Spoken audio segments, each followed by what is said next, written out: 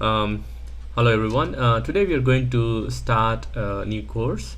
It's a deep neural network applications and implementation. The focus of this video series is about neural network applications and how we implement that, mostly using Keras. In this particular video, I'll go through some basics of neural networks. Most of this theory is like a refresher, inspired from Dr. Andrew Ng's course. If you're really interested, I would suggest you to go through the course on Coursera. It's a 5-part series, and it's really very well done course.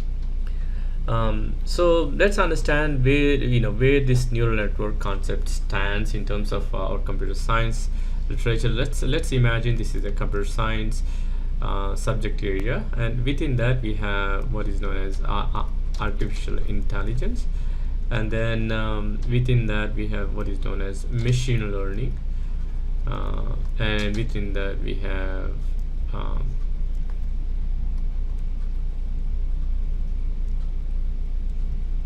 neural networks.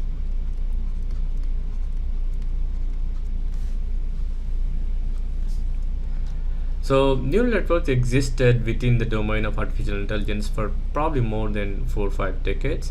However, only over the past decade, and especially in the last 5 years, the applications are tremendously successful. So, and the popularity, and then people want to know um, about neural networks because of its application in many domains. So some people actually have equated artificial intelligence and neural networks to electricity. So how the way electricity transformed, in terms of manufacturing, transportation, pharmaceuticals, and everyday life. Um, uh, Now they are equating similar big transformations using artificial intelligence, and especially with neural networks. So in this course, we are going to go through some kind of like a basics, and the theory will be introduced using logistic regression. Once some concepts here are clear, we can go through slightly deeper networks, and then we are going to go through what is known as CNNs. Here we are going to look at some optimization of parameters involved in neural networks, and how to tune them, optimization, let's say regularization, and then finally we are going to look at sequence models.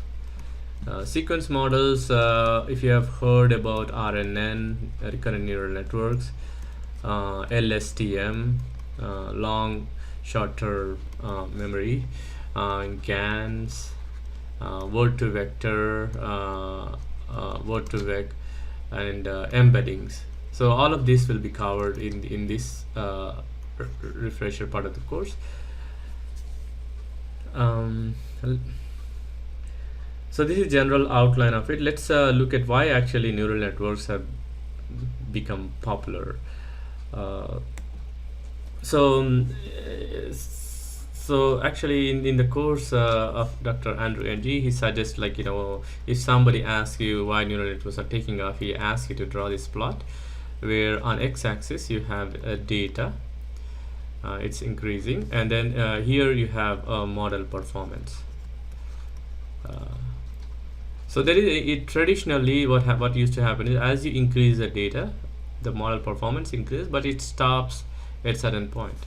When I say traditional methods, you can think of linear regression, SVMs, maybe to some extent decision trees. Um,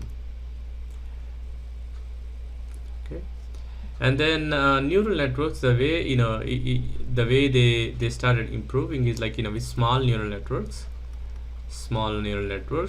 It actually does slightly better than some of these traditional methods. But with medium neural networks, with increasing data, the stability happens after little medium neural networks. Whereas with deep neural networks, where there are large number of layers, the model performance more or less keeps on increasing. This is deep neural networks. And if you ask why did we see success over the past 5 years and why not before, I think one reason is because today we capture a lot of data. If you think of any of those big internet companies, Google, Facebook, Amazon, and they capture a lot of data, and including some industry processes. They are keeping a lot of sensors and capturing a lot of data. So the availability of data is a lot.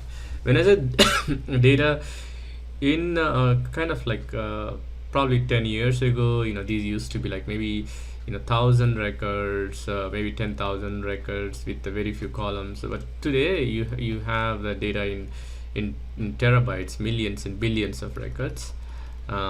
So there is a tremendous increase in the amount of data. We are capturing a lot of data. So that is one reason for deep neural network success, and the other one is computational advancements. So this one is both in terms of software and hardware, right? So with the advent of GPUs and parallel computation, a lot of things have kicked off. And software also, in terms of algorithm optimization, a large amount of computation can be optimized and run quickly. So these are the two, I think, reasons why deep neural networks have been successful. Let's look at this intuition about why this concept of layers work. So let's say layers.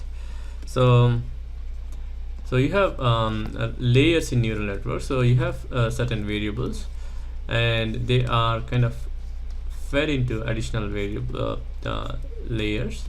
And the intuition is that there are variables that maybe they don't necessarily give the reason for the output variable.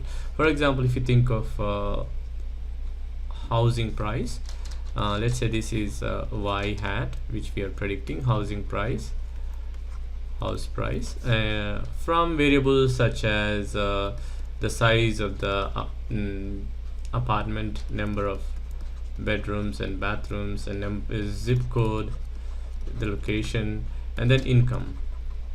So given these parameters, we are trying to predict house price.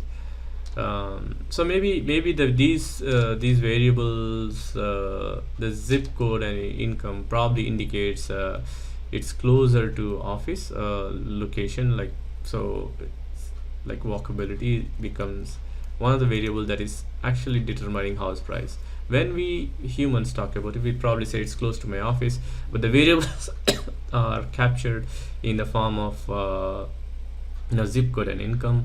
And then the size of the apartment as well as the bedroom, it probably indicates a family size. So these two variables are actually most important in determining house price, but these are not directly recorded. What we record is these variables. So in a way, a combination of these variables are forming understandable variables, and those are further propagated to do the prediction. So that is a idea, but most often we actually do not know what variables are combined to define what. So this is just for the interpretation, but not in reality. This whole methodology is considered as a black box because we don't really know what actually what each of these variables and weights actually mean in terms of interpretability. So this is actually a black box approach.